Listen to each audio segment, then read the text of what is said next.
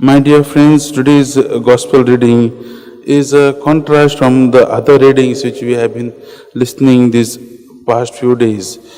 If you see today, we see a lot of crowd coming to Jesus, and the previous days we have seen these Pharisees who are trying to plot against Jesus, who are trying to put Jesus to the test, who are trying to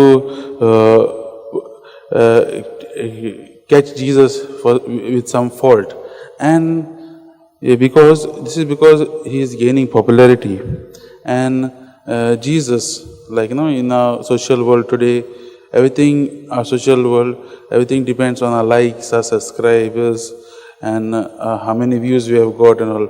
But you see today Jesus, he has begun his mission of proclaiming the kingdom of God, and it's in full swing. Today's reading tells us about the impact which Jesus has made by preaching the word of God, and by healing, and by being compassionate to the people. And people from different places are coming to meet Jesus, as we have just now heard in the gospel reading.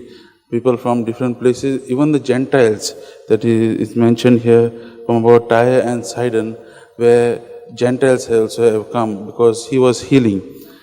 At the same time, we should see this, my dear friends. The reading also says that Jesus he tells the disciples to get him a boat because he has been healing and a lot of people want to touch him. So in a way, we can see that there is also one-sided kind of thinking about these people. They have seen Jesus doing these miracles.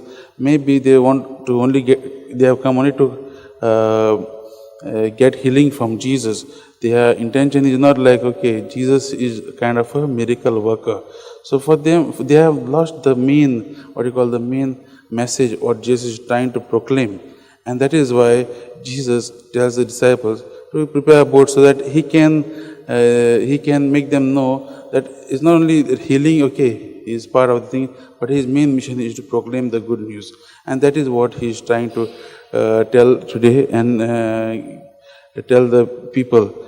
And it also shows about his removing the demons, and the demons also acknowledging that he is the Son of God. My dear friends, it's a beautiful reading which tells about the work of Jesus Christ, which also reminds each and every one of our work. We are Christians, we are called to be followers of Christ.